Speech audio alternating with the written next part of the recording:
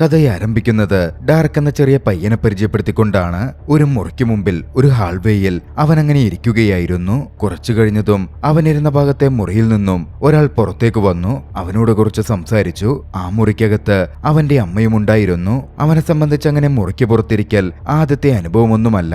അവന്റെ അമ്മ ഒരു വേശ്യയായിരുന്നു. അമ്മയ്ക്ക് കസ്റ്റമർ ഉള്ളപ്പോൾ അവൻ പുറത്തിരിക്കും. ഒരു ദിവസം അതുപോലെ കസ്റ്റമർ ഉള്ളപ്പോൾ അവൻ അമ്മയുടെ മുറിയിൽ നിന്ന് മാറിയിരിക്കുകയായിരുന്നു. പക്ഷെ കുറച്ചു കഴിഞ്ഞപ്പോ അമ്മയെ ആ കസ്റ്റമർ ഉപദ്രവിക്കുന്നതിന്റെ ശബ്ദങ്ങൾ അവൻ കേട്ടു. എന്താണെന്ന് നോക്കുവാനും കസ്റ്റമറെ തടയുവാനും അവൻ അങ്ങോട്ടേക്ക് കയറി ചെന്നു. പക്ഷേ ഡാർക്കിന്റെ വരവും അവന്റെ പ്രവൃത്തികളും കസ്റ്റമറെ കൂടുതൽ ഇറിറ്റേറ്റഡ് ആക്കി. ഡാർക്കിനെയും അവന്റെ അമ്മയെയും അയാൾ കൂടുതലായി ഉപദ്രവിക്കാൻ ആരംഭിച്ചു. കഥ അവിടെ നിന്നും കുറേയധികം വർഷങ്ങൾക്ക് ഇപ്പുറത്തേക്ക് പോകുന്നു. ഡാർക്ക് വളർന്ന് ഒരു യുവാവായി മാറിയിരുന്നു. ഡാർക്ക് അന്ന് ജയിലിൽ നിന്നും മോചിതനാവുകയാണ്. പരോളിലാണ് ഇറക്കം. പുറത്തേക്ക് ഇറങ്ങി വന്ന ഡാർക്കിനെ കാത്ത് ഒരു ഇന്റർപോൾ ഓഫീസർ ലഫീഖ് എന്ന വ്യക്തി നിൽക്കുന്നുണ്ടായിരുന്നു. അവൻ പുറത്തിറങ്ങാൻ വേണ്ടി ഗ്യാരണ്ടിയായി നിന്നത് ലഫീഖാണ്. അതിനു പിന്നിൽ ലഫീഖിന് ചില കാരണങ്ങളുമുണ്ട്. ഡാർക്കിന്റെ സ്വാതന്ത്ര്യത്തിന് ലഫീഖ് ഗ്യാരണ്ടി നിൽക്കാൻ തന്നെ കാരണം ഡാർക്ക് തനിക്ക് വേണ്ടി ഒരു ജോലി ചെയ്തു തരണം എന്നുള്ളത് കൊണ്ടായിരുന്നു. ലഫീഖിന്റെ മകൾ ഒരു അപകടാവസ്ഥയിലാണ്. മനുഷ്യക്കടത്ത് സംഘത്തിന്റെ അടുത്ത് പെട്ടിരിക്കുകയാണ്.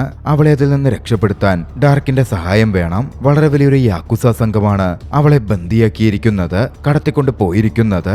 ഡാർക്കിന് യാക്കുസ സംഘാംഗങ്ങളുമായി ബന്ധമുള്ള ഒരു പഴയകാലമുണ്ടായിരുന്നു. അതുകൊണ്ടായിരുന്നു ഡാർക്കിനെ ലഫീഖ് തിരഞ്ഞെടുത്തതും. പക്ഷേ ലഫീഖ് കാര്യം പറഞ്ഞവന്റെ അടുത്ത് വന്നെങ്കിലും അതൊക്കെ ഡാർക്ക് അവഗണിച്ചു. ഡാർക്കിനെ സംബന്ധിച്ച് മൊത്തം സംശയങ്ങളായിരുന്നു. ലഫീഖ് ഒരു ഇന്റർപോൾ ഏജന്റ് ആണ്. ആവശ്യമെങ്കിൽ ഇന്റർപോൾ ഏജൻസിനെ വെച്ച് തന്നെ മകളെ വീണ്ടെടുക്കാൻ അയാൾക്ക് സാധിക്കുമല്ലോ. തന്റെ സഹായം എന്തിനാണ് എന്നൊക്കെയായിരുന്നു അവൻ ചിന്തിച്ചത്. ഡാർക്കിന് പിന്നാലെ തന്നെ ലഫീഖ് കൂടി. ഡാർക്ക് സമ്മതിക്കുന്നില്ല എന്ന് കണ്ടതും ലഫീഖ് അപേക്ഷയുടെ സ്വഭാവം ഭീഷണിയിലേക്ക് മാറ്റി. ഞാൻ പറയുന്നത് നീ അനുസരിച്ചില്ലെങ്കിൽ വീണ്ടും നിന്നെ ജയിലിൽ അടയ്ക്കാനും എനിക്ക് പറ്റും എന്നായിരുന്നു ലഫീഖ് പറഞ്ഞത്. ഡാർക്ക് അതും ചെവികൊണ്ടില്ല. ഡാർക്ക് നേരെ പോയത് തന്നെ ചതിച്ച് ജയിലിലാക്കിയ കുറച്ച് മയക്കുമരുന്ന് ഡീലേഴ്സിന്റെ അടുത്തേക്കായിരുന്നു. പറയണ്ടല്ലോ, അപ്രതീക്ഷിതമായി ജയിൽ മോചിതനായി എത്തിയ ഡാർക്കിനെ കണ്ട് അവർ ഒന്നു ഞെട്ടി. പിന്നെ അവിടെ നടന്നത് ശക്തമായ ഫൈറ്റായിരുന്നു.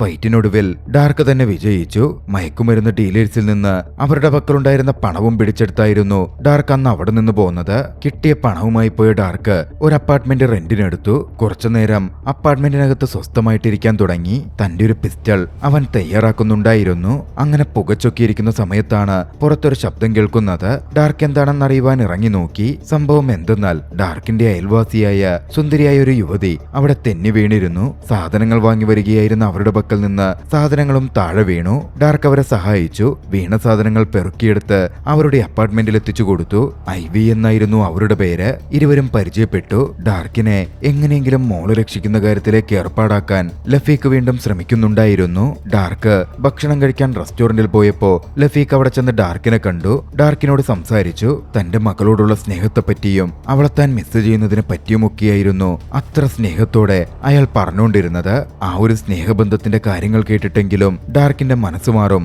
എന്ന് ലഫീഖ് പ്രതീക്ഷിച്ചു. പക്ഷേ അതിലൊന്നും ഡാർക്ക് വീഴുന്നേ ഉണ്ടായിരുന്നില്ല.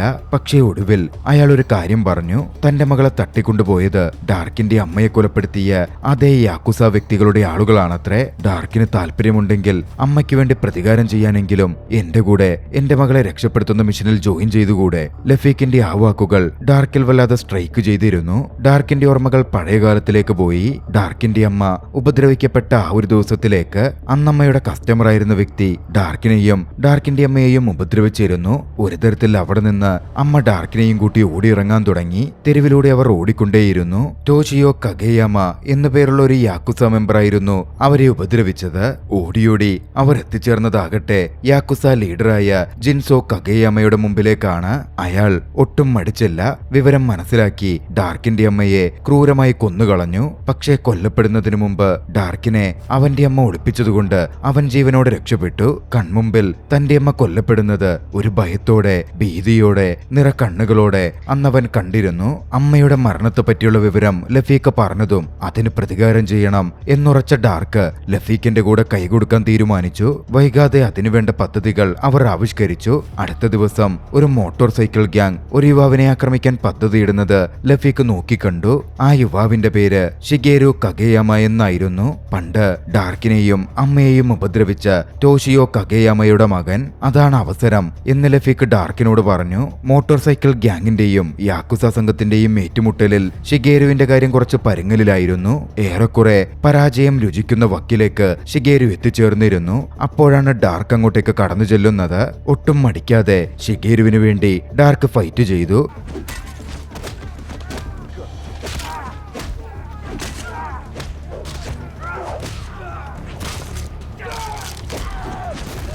തന്റെ മികച്ച സ്കില്ല് കൊണ്ട് മോട്ടോർ സൈക്കിൾ ഗ്യാങ്ങിനെതിരെ ഫൈറ്റ് ചെയ്ത ഡാർക്കിനാകട്ടെ അവരെ ഓരോരുത്തരെയായി കൊന്നു വീഴ്ത്തുവാൻ സാധിച്ചു. ഏറ്റവും ഒടുവിൽ ഷിഗേരുവായിരുന്നു വിജയിച്ചു നിന്നത്. ഡാർക്ക് അങ്ങനെ തന്നെ വന്ന് സഹായിച്ചതിനും എതിരാളികളെ പരാജയപ്പെടുത്തിയതിനും ഷിഗേരുവിന് ഡാർക്കിനോട് വലിയ കടപ്പാടും നന്ദിയും തോന്നി. ഡാർക്കിനടുക്കൽ തന്റെ കൂടെ വരാനും തന്റെ വിരുന്നു സ്വീകരിക്കാനും ഷിഗേരു ആവശ്യപ്പെട്ടു. ഡാർക്ക് ഷിഗേരുവിന്റെ ഒപ്പം പോയി. വിഭവസമൃദ്ധമായ ഒരു ഭക്ഷണം തന്നെ ഷിഗേരു ഡാർക്കിനായി അണിയിച്ചൊരുക്കിയിരുന്നു. ഡാർക്കിനടുക്കൽ യാക്കുസ സംഘത്തിൽ ജോയിൻ ചെയ്യാനുള്ള ഒരു ഓഫറും ഷിഗേരു മുമ്പിലേക്ക് വെച്ചു. ഡാർക്കിനും വേണ്ടത് അത് തന്നെയായിരുന്നു. ഡാർക്ക് ഉടനടി അത് സമ്മതിച്ചു. പ്രത്യേകിച്ചും പണത്തിന്റെ കാര്യത്തിലൊന്നും പേടിക്കണ്ട, ആവശ്യത്തിന് പണം നിനക്ക് കിട്ടും എന്ന ഷിഗേരുവിന്റെ വാക്കുകൾ ഡാർക്ക് കൂടുതൽ കാര്യമായി ശ്രദ്ധിച്ചിരുന്നു. അങ്ങനെ ഒരു യാക്കുസ മെമ്പറായി ജോയിൻ ചെയ്ത് ഡാർക്കിന്റെ ദിവസങ്ങൾ മുമ്പോട്ട് പോവാൻ തുടങ്ങി. ഒരു ദിവസം ഡാർക്ക് വീട്ടിൽ വർക്കൗട്ട് ചെയ്തുകൊണ്ടിരിക്കുകയായിരുന്നു. അപ്പോഴാണ് വാതിലിൽ മുട്ടുകേൾക്കുന്നത്. ഡാർക്ക് ചെന്ന് തുറന്നു. അയൽക്കാരി ഐവി ആയിരുന്നു. ഐവി ഡാർക്കിന് നന്ദി സൂചകമായി കുറച്ച് ഭക്ഷണം കൊണ്ടൊക്കെ വന്നതാണ്. ഡാർക്ക് അങ്ങനെ ഐവിക്കൊപ്പം ഇരുന്ന് ഭക്ഷണം കഴിക്കാനും അവളുമായി സംസാരിക്കാനും ഒക്കെ തുടങ്ങി. ഇരുവർക്കുമിടയിൽ നല്ലൊരു ബന്ധം ഉടലെടുത്തു വരുന്നുണ്ടായിരുന്നു. അപ്പോഴാണ് ഡാർക്കിന് ഷിഗേരുവിന്റെ ഫോൺ കോൾ വരുന്നത്. പെട്ടെന്ന് തന്നെ മീറ്റ് ചെയ്യണം എന്ന് പറഞ്ഞിട്ടായിരുന്നു കോൾ. ഡാർക്ക് വൈകാതെ അവിടെ നിന്ന് പുറപ്പെട്ടു. ഡാർക്ക് അങ്ങനെ ഷിഗേരുവിനടുത്തെത്തി. അന്ന് ഒരു മോട്ടോർ സൈക്കിൾ ഗ്യാങ്ങിനെ ആക്രമിക്കാൻ പോവാൻ ഷിഗേരു പദ്ധതിയിട്ടിരുന്നു. അതിനായിരുന്നു ഡാർക്കിനെ അവൻ വിളിച്ചു വരുത്തിയത്. ഡാർക്ക് അവിടെയും തന്റെ കഴിവുകൾ പുറത്തെടുത്തു. മികച്ച രീതിയിൽ മോട്ടോർ സൈക്കിൾ ഗ്യാങ്ങിനെതിരെ പൊരുതി. എതിരാളികളെ വിദഗ്ധമായി കീഴടക്കി. അന്നത്തെ പോരാട്ടവും ഡാർക്കിന്റെ പെർഫോമൻസും മറ്റുള്ളവർ അതിശയത്തോടെയായിരുന്നു നോക്കിക്കണ്ടത്. ഡാർക്കിന്റെ പ്രവൃത്തിയിൽ ഷിഗേരു കൂടുതലായി ഇംപ്രസ്ഡ് ആയിരുന്നു. ഒടുവിൽ യാക്കുസയുടെ ഹെഡ് ഓഫീസിലേക്ക്, തന്റെ അച്ഛന്റെ സ്ഥാപനത്തിലേക്ക് ഡാർക്കിനെ കൊണ്ടുപോവാൻ ഷിഗേരു തീരുമാനിച്ചു. അവിടെ യാക്കുസ തലവനായി ടോഷിയോ അപ്പോൾ ഉണ്ടായിരുന്നു. ഡാർക്ക് അങ്ങനെ വൈകാതെ ടോഷിയോക്കും സംഘത്തിനു മുമ്പിലേക്ക് എത്തിച്ചേർന്നു. ഡാർക്കിന്റെ പേര് ചോദിച്ചപ്പോ ജേക്ക് വാൾട്ടേഴ്സ് എന്ന തന്റെ യഥാർത്ഥ പേര് പറഞ്ഞിട്ടായിരുന്നു ഡാർക്ക് തന്നെ പരിചയപ്പെടുത്തിയത്. ആദ്യഘട്ടത്തിൽ ഡാർക്കിനെ വിശ്വസിക്കാൻ ടോഷിയോ കൂട്ടാക്കുന്നുണ്ടായിരുന്നില്ല. അവരുടെ യാക്കുസ ഫാമിലിയിലെ മെമ്പറാക്കുന്നതിൽ വരെ അയാൾ കുറച്ച് സംശയിച്ച് വിസമ്മതിച്ചു നിന്നു. പക്ഷേ ഷിഗേരു ഡാർക്കിന് വേണ്ടി തന്റെ അച്ഛനടുക്കൽ വാദിച്ചു. അങ്ങനെ ഷിഗേരുവിന്റെ പ്രയത്നം കൊണ്ട് ഒടുവിൽ ഡാർക്കിനെ ടോഷിയോ അംഗീകരിക്കുകയാണ്. അങ്ങനെ ഒഫീഷ്യൽ യാക്കുസ മെമ്പറായി ഡാർക്ക് പൂർണ്ണമായും മാറുകയാണ്. അത് സെലിബ്രേറ്റ് ചെയ്യാൻ ഷിഗേരു ഡാർക്കുമായി അടുത്തുള്ള ഒരു നൈറ്റ് ക്ലബിൽ പോയി. അവിടെ വെച്ച് വളരെ യാദൃച്ഛികമെന്ന വണ്ണം ഡാർക്ക് തന്റെ ഒരു ബാല്യകാല സുഹൃത്തിനെ കണ്ടു. ലിസ എന്നായിരുന്നു അവളുടെ പേര്. ബാല്യകാലത്ത് അവൾ ഡാർക്കിന്റെ ഗേൾഫ്രണ്ടുമായിരുന്നു. ലിസയെ കണ്ട് അവളോട് സംസാരിക്കാൻ പോവാൻ ഡാർക്ക് നിന്നപ്പോഴേക്കും കുറച്ചാളുകൾ അങ്ങോട്ടേക്ക് കടന്നു വന്നു. ഡാർക്കിനെ അറ്റാക്ക് ചെയ്യുക എന്ന ലക്ഷ്യത്തോടെയായിരുന്നു അവരുടെ വരവ്. പിന്നെ അവിടെ നടന്നത് കനത്ത ഏറ്റുമുട്ടലായിരുന്നു. യാഥാർത്ഥ്യത്തിൽ അങ്ങോട്ടേക്ക് അവനെതിരെ ഫൈറ്റ് ചെയ്യാൻ എത്തിയതാകട്ടെ ടോഷിയുടെ തന്നെ ഏറ്റവും മികച്ച ഫൈറ്റേഴ്സ് ആയിരുന്നു. ഡാർക്ക് എത്രത്തോളം വർത്തിയാണ്, അവൻ മികച്ചൊരു യാക്കുസയാവാൻ പറ്റുമോ, അവനെന്തോരം കഴിവുണ്ട് എന്നൊക്കെ അളക്കാൻ വേണ്ടിയായിരുന്നു ടോഷിയോ തന്നെ തന്റെ ആളുകളെ അയച്ചിരുന്നത്. ഡാർക്ക് മികച്ചൊരു ഫൈറ്ററാണ് എന്നുള്ള കാര്യമൊക്കെ അന്ന് ടോഷിയോക്കടക്കം ബോധ്യപ്പെട്ടു. പിന്നീട് ഡാർക്ക് തന്റെ അപ്പാർട്ട്മെന്റിലേക്ക് പോന്നു. ഡാർക്കിനെ പിന്തുടർന്ന് ലിസ അങ്ങോട്ടേക്ക് എത്തിയിരുന്നു. ഡാർക്ക് അതിശയത്തോടെ അവിടെ ലിസയെ നോക്കിക്കണ്ടു. താൻ അകത്തേക്ക് വന്നോട്ടെ, കുറച്ച് സംസാരിക്കാം എന്ന് ലിസ പറഞ്ഞതും ഡാർക്ക് അതിന് അനുവദിച്ചു. അന്ന് ഡാർക്കിന്റെ അപ്പാർട്ട്മെന്റിലിരുന്ന് അവർ പഴയ കാര്യങ്ങളടക്കം സംസാരിച്ചു. ലിസ അപ്പോൾ ഒരു വേശ്യയായി ജോലി നോക്കുകയായിരുന്നു. അത്രയധികം വർഷങ്ങൾക്കിപ്പുറമാണ് ഇരുവരും കണ്ടുമുട്ടിയിരിക്കുന്നത്. വേർപിരിവിന്റെ വേദനയും കണ്ടുമുട്ടിയതിലെ സന്തോഷവും പരിഭവവും എല്ലാം അവരുടെ സംസാരത്തിൽ നിറഞ്ഞു നിന്നിരുന്നു. കുറച്ച് കഴിഞ്ഞതും ലിസ പോവാനായിട്ടിറങ്ങി. ഡാർക്ക് അവളുടെ കയ്യിൽ കുറച്ച് പണം കൊടുത്തു. ലിസയുടെ അവസ്ഥയും മറ്റും ഡാർക്കിന് മനസ്സിലാകുമായിരുന്നു. അവന്റെ അമ്മയും അതേ ജോലി ചെയ്ത് കഷ്ടപ്പെട്ടുകൊണ്ടിരുന്ന വ്യക്തിയാണല്ലോ. അവനോട് നന്ദി പറഞ്ഞ് അവനൊരു ചുംബനം കൊടുത്ത് ലിസ അവിടെ നിന്ന് യാത്ര പറഞ്ഞിറങ്ങി. കഥ അവിടെ നിന്നും അടുത്ത അടുത്ത ദിവസത്തിലേക്ക് പോകുന്നു. തോഷിയോയുടെ ഒരു പ്രധാനപ്പെട്ട വ്യക്തി ലഫീക്കിനടുത്തെത്തി ഡാർക്കിന്റെ ഫോട്ടോ കാണിച്ച് ഡാർക്കിനെ പറ്റി എന്തെങ്കിലും വിവരമറിയാമോ എന്ന മട്ടിൽ തിരക്കി. ഇതേ സമയം മറുവശത്ത് ഷിഗേരുവും ഡാർക്കും അടക്കം അടങ്ങുന്ന സംഘം ഒരു ചൈനീസ് ഗ്യാങ്ങിനെ എതിരിടാൻ പോയിരിക്കുകയായിരുന്നു. അവരുടെ യാക്കുസ ഗ്യാങ്ങിന് എതിരാളികളായി മാറിയിരുന്ന ചൈനീസ് ഗ്യാങ് ആയിരുന്നു അത്. ചൈനീസ് ഗ്യാങ് അവരുടെ ബിസിനസ് ടെറിട്ടറി യാക്കുസ ഗ്യാങ്ങിന്റെ പ്രദേശത്തേക്ക് വ്യാപിപ്പിച്ചുകൊണ്ടിരിക്കുകയാണ്. അത് അക്സെപ്റ്റ് ചെയ്യാൻ യാക്കുസ ഗ്യാങ്ങിന് പറ്റുമായിരുന്നില്ല. അവിടെ വലിയൊരു ഏറ്റുമുട്ടൽ തന്നെ നടന്നു. മികച്ച രീതിയിൽ ഫൈറ്റ് ചെയ്ത് ചൈനീസ് ഗ്യാങ് മെമ്പേഴ്സിനെ മുഴുവൻ വകവരുത്താൻ യാക്കുസ ഫാമിലിക്ക് സാധിച്ചിരുന്നു. ഇതേ സമയം മറുവശത്ത് ഡാർക്കിനെ പറ്റിയുള്ള കുറച്ച് വിവരങ്ങൾ ലഫീക്ക് തന്റെ അടുത്ത് വന്ന് ചോദിച്ച് ആ വ്യക്തിക്ക് കൈമാറിയിരുന്നു. തോഷിയോക്കും സംഘത്തിനും കാര്യങ്ങളിൽ ഒരു സംശയവും വരാതിരിക്കാൻ വേണ്ടിയായിരുന്നു ലഫീക്ക് അത്തരത്തിൽ ചെയ്തത്. ആ വിവരങ്ങളിൽ ഡാർക്കിന്റെ ചൈൽഡ്ഹുഡിനെ പറ്റിയോ മറ്റുമുള്ള കാര്യങ്ങളൊന്നും ഉണ്ടായിരുന്നില്ല.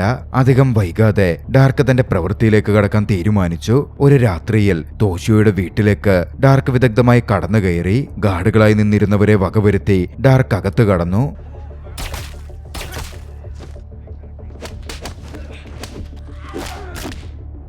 മികച്ച നീക്കങ്ങളിലൂടെ തോഷിയോയുടെ മുറിയിലേക്കും ഡാർക്ക് എത്തിച്ചേർന്നു. മുറിയിലേക്ക് കടന്നതും തോഷിയോയുടെ കാലുകളിൽ വെടിയുതിർത്ത് അനങ്ങാൻ പറ്റാത്ത അവസ്ഥയിലേക്ക് ഡാർക്ക് തോഷിയോയെ എത്തിച്ചു. പിന്നാലെ താൻ ആരാണെന്നും എന്താണെന്നും വളരെ കൃത്യമായി ഡാർക്ക് തോഷിയോയോട് പറഞ്ഞു. തൊട്ടുപുറകെ ലഫീക്കിന്റെ മകൾ റെനിയെ പറ്റിയുള്ള വിവരങ്ങളും അവളെ എവിടെയാണ് ഒളിപ്പിച്ചിരിക്കുന്നത് എന്നും ഡാർക്ക് തോഷിയോയോട് ചോദ്യം ചോദിക്കാൻ തുടങ്ങി. പക്ഷേ തോഷിയോക്ക് ഒരു കൂസലുമുണ്ടായിരുന്നില്ല. ഡാർക്കിന്റെ അമ്മയെ കൊന്നതിനെ പറ്റിയും ഉപദ്രവിച്ചതിനെ പറ്റിയുമൊക്കെ പറഞ്ഞ് വീണ്ടും അയാൾ അപമാനിക്കാനും ഡാർക്കിനെ അടക്കം കളിയാക്കാനും തുടങ്ങി. അത് കേട്ടതും ഡാർക്കിന്റെ രോഷമങ്ങ് ആളിക്കത്തി. മറ്റൊന്നും മൈൻഡിലേക്ക് വരാതെ ഡാർക്ക് തോഷിയോയെ കൊന്നുതള്ളുകയാണ്. തന്റെ അമ്മയെ എങ്ങനെയാണോ അടിച്ചു കൊന്നത് അതേ രീതിയിലായിരുന്നു തോഷിയോയെ ഡാർക്ക് വകവരുത്തിയത്. പക്ഷേ അവിടെ ആ സമയം തോഷിയോ മാത്രമായിരുന്നില്ല ഉണ്ടായിരുന്നത്.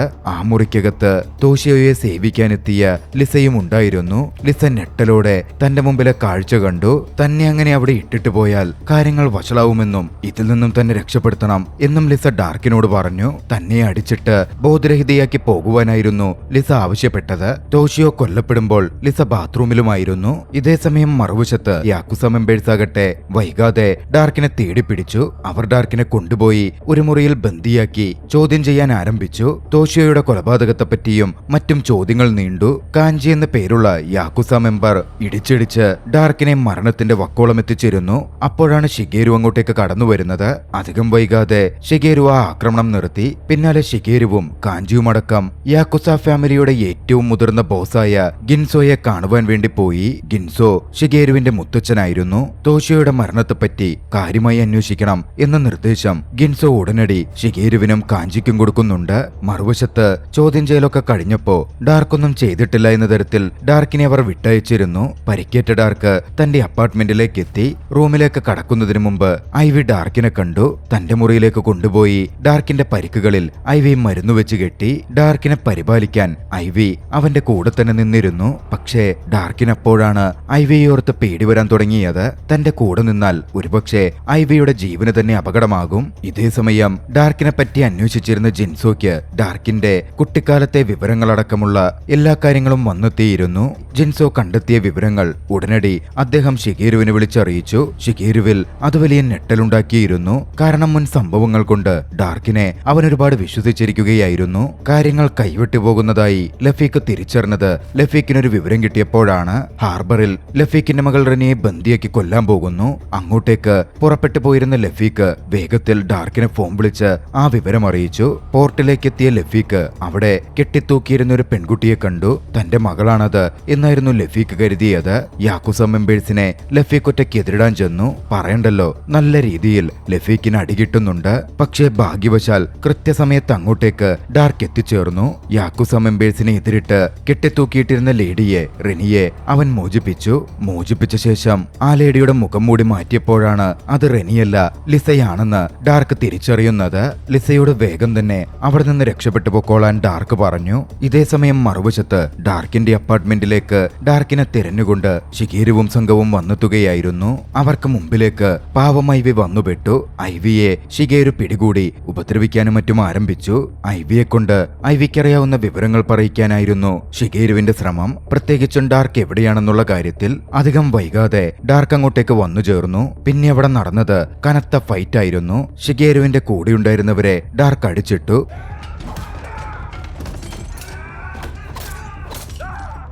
പക്ഷേ ഷിഗേരു വേഗം മൂവ് ചെയ്തിരുന്നു. ഐവിയെ അവൻ ബന്ധനസ്ഥയാക്കി. ഐവിയെ കൊല്ലുമെന്ന് ഭീഷണിപ്പെടുത്തി ഡാർക്കിനോട് മുട്ടുകുത്തി കീഴടങ്ങാൻ ഷിഗേരു ആവശ്യപ്പെട്ടു. ഐവിയുടെ ജീവനോർത്ത് അത്തരത്തിൽ കീഴടങ്ങി ഡാർക്ക് നിന്നു. എന്നിരുന്നാൽ തന്നെയും ഷിഗേരു ഐവിയെ കൊന്നുതള്ളുകയാണ്. പിന്നാലെ ഡാർക്കിനെ പിടികൂടി യാക്കുസയുടെ ഹെഡ്ക്വാർട്ടേഴ്സിലേക്കായിരുന്നു ഷിഗേരു പോയത്. ഗിൻസോയുടെ മുമ്പിൽ ഡാർക്കിനെ ഷിഗേരു ഹാജരാക്കി. തന്റെ മുത്തച്ഛന്റെ മുമ്പിലിട്ട് ഷിഗേരു ഡാർക്കിനെ കനത്ത രീതിയിൽ മർദ്ദിച്ചു. പിന്നീട് ഡാർക്കിനടക്കൽ നിരവധി ചോദ്യങ്ങൾ ഗിൻസോ അടക്കം ചോദിക്കുന്നുണ്ട്. ഒടുവിൽ ഡാർക്കിനെ കൊന്നുതള്ളിയേക്കാൻ ഗിൻസോ ഉത്തരവിടുകയാണ്. ഷിഗേരു തന്നെ കൊല്ലണം എന്ന് ഗിൻസോ പ്രത്യേകം പറഞ്ഞിരുന്നു. അവിടെ നിന്നും കൊല്ലുവാനുള്ള ഇടത്തേക്ക് ഷിഗേരുവും സംഘവും ഡാർക്കുമായി പോവാൻ തുടങ്ങി. പക്ഷേ പോകുന്ന വഴിക്ക് തന്റെ എതിരെ ബന്ദിയാക്കി കൊണ്ടുവരുന്ന ഒരു പെൺകുട്ടിയെ ഡാർക്ക് നോക്കിക്കണ്ടു. അത് ലെഫിക്കിന്റെ മകൾ റെനിയായിരുന്നു. പിന്നാലെ ഡാർക്ക് കാറിനകത്തെത്തി. ഡാർക്കിന് ഇനിയും വെയിറ്റ് ചെയ്യാൻ പറ്റുമായിരുന്നില്ല. കാറിനുള്ളിൽ വെച്ച് തന്നെ കൊണ്ടുപോവാൻ നോക്കിയവർക്കെതിരെ ഡാർക്ക് കനത്ത രീതിയിൽ ഫൈറ്റ് ചെയ്തു. ശക്തമായ പോരാട്ടത്തിനൊടുവിൽ അവരെയൊക്കെ വകവരുത്തിയ ഡാർക്ക് ഷിഗേരുവിനെയും കൊന്ന ശേഷം നേരെ പുറത്തേക്കിറങ്ങി. പിന്നെ വൈകിയില്ല. ഡാർക്ക് നേരെ ഗിൻസോയെ ലക്ഷ്യമാക്കി ഹെഡ്ക്വാർട്ടേഴ്സിലേക്ക് വെച്ചുപിടിച്ചു. ഇതേസമയം ഹെഡ്ക്വാർട്ടേഴ്സിൽ ഡാർക്ക് രക്ഷപ്പെട്ട വിവരം ഗിൻസോയുടെ ചെവിയിലെത്തിയിരുന്നു. ഗിൻസോയുടെ മുമ്പിൽ റെനിയും ഹാജരാക്കപ്പെട്ടിട്ടുണ്ട്. ഡാർക്ക് അങ്ങോട്ടേക്ക് വരുന്ന വിവരം ഗിൻസോക്ക് എത്തിയിരുന്നു. തന്റെ ആളുകളോട് അവനെ കൊന്നുതള്ളിയേക്കാൻ ഗിൻസോ ഉത്തരവിട്ടു. ആയുധമേന്തി അങ്ങോട്ടേക്കെത്തിയ ഡാർക്ക് ഒട്ടും മടിച്ചില്ല. താഴെയുള്ള ഗാർഡുകൾ തൊട്ട് തന്റെ പ്രതികാരവും ആക്രമണവും ആരംഭിച്ചു. എതിരെ വന്നവരെയൊക്കെ കൊന്നുതള്ളി ഏറ്റവും ഒടുവിൽ ഡാർക്ക് ഗിൻസോയുടെ മുറിയിലേക്ക് എത്തിച്ചേരുകയാണ്. ഇതേസമയം ഗിൻസോ ആകട്ടെ റെനിയെ ബന്ദിയാക്കി നിൽക്കുകയായിരുന്നു. അയാളുടെ പക്കൽ തോക്കുമുണ്ട്. റെനിയെ വെച്ച് ഗിൻസോ വിലപേശി. റെനിയെ താൻ ജീവനോടെ വിടണമെങ്കിൽ അവിടുള്ള കത്തിയെടുത്ത് സ്വയം കുത്തി മരിക്കണം എന്നായിരുന്നു ഡാർക്കിനോട് ഗിൻസോ ആവശ്യപ്പെട്ടത്. മുമ്പിൽ മറ്റു വഴികളില്ല എന്ന് ഡാർക്ക് നോക്കിക്കണ്ടിരുന്നു. ഒടുവിൽ റെനിയുടെ ജീവൻ രക്ഷിക്കാൻ തനിക്കിനി ചെയ്യാനൊന്നും ബാക്കിയില്ല എന്ന് തിരിച്ചറിഞ്ഞ് അവൻ കത്തിയെടുത്ത് തന്റെ വയറ്റിലേക്ക് കുത്തി. കത്തിക്കുത്തേറ്റ് മുട്ടുകുത്തി താഴെയിരുന്നു പോയ ഡാർക്കിനെ കണ്ട് ഗിൻസോ ചിരിച്ചിരുന്നു. അവനെ അങ്ങ് തീർത്തു കളയാൻ തോക്കെടുത്ത് ഗിൻസോ ഡാർക്കിന്റെ അടുത്തേക്ക് നടന്നു ചെന്നു. പക്ഷേ ഡാർക്ക് വളരെ കൃത്യമായി പ്ലാൻ ചെയ്ത് നടത്തിയ ഒരു നീക്കമായിരുന്നു അത്. ഗിൻസോ അടുത്തെത്തിയതും ഡാർക്ക് ഒട്ടും മടിച്ചില്ല. പരമാവധി ശക്തിയിൽ ഉയർത്തെഴുന്നേറ്റ് ഗിൻസോയുടെ കഴുത്തിലങ്ങ് വെട്ടി. മാരകമായ മുറിവേറ്റ് ഗിൻസോ ആ നിമിഷം മരണപ്പെട്ടു. ഇതേ സമയം മുറിവേറ്റ ഭാഗത്തു നിന്ന് രക്തം വാർന്ന് ഡാർക്കും മരണത്തോട് മല്ലിട്ടുകൊണ്ടിരിക്കുകയായിരുന്നു. റെനി അത് കണ്ട് ഡാർക്കിനടുത്തേക്ക് ഓടിയെത്തി. ഡാർക്കിനെ സഹായിക്കാൻ പറ്റുന്ന കാര്യങ്ങളൊക്കെ ചെയ്തു. ഡാർക്ക് അബോധാവസ്ഥയിലേക്ക് പോയിക്കൊണ്ടിരിക്കുകയായിരുന്നു. പക്ഷേ ഫസ്റ്റ് എയ്ഡൊക്കെ അറിയാവുന്ന റെനി അത്തരത്തിൽ പ്രവർത്തിച്ചുകൊണ്ടേയിരുന്നു. ഒടുവിൽ ഡാർക്ക് ജീവിതത്തിലേക്ക് തിരിച്ചു വരുന്നു എന്ന് സൂചിപ്പിച്ചുകൊണ്ട് തന്റെ കണ്ണുകൾ തുറന്നു. ആ ദൃശ്യത്തിൽ ചലച്ചിത്രം അവസാനിക്കുകയാണ്. എതിരാളികളെ മുഴുവൻ വകവരുത്താൻ ഡാർക്കിന് സാധിച്ചിരുന്നു. റെനിയെ രക്ഷപ്പെടുത്താനും കഴിഞ്ഞു. ഡാർക്കിനൊരു പക്ഷേ ഇനി സ്വസ്ഥ ജീവിതം ഉണ്ടാകുമായിരിക്കാം. രസകരമായ ഈ ഒരു ചലച്ചിത്രം നിങ്ങൾക്കിഷ്ടമായെങ്കിൽ വീഡിയോ ലൈക്ക് ചെയ്യുക. അഭിപ്രായങ്ങളും നിർദ്ദേശങ്ങളും കമന്റുകളിൽ രേഖപ്പെടുത്തുക. കഴിയുമെങ്കിൽ ചാനൽ സബ്സ്ക്രൈബ് ചെയ്തും കൂട്ടുകാർക്ക് ഷെയർ ചെയ്തു കൊടുത്തും ഞങ്ങളെ സപ്പോർട്ട് ചെയ്യുക. അടുത്ത എപ്പിസോഡിൽ മറ്റൊരു മികച്ച ചലച്ചിത്രവുമായി നമുക്ക് കണ്ടുമുട്ടാം. അതുവരെ ബൈ.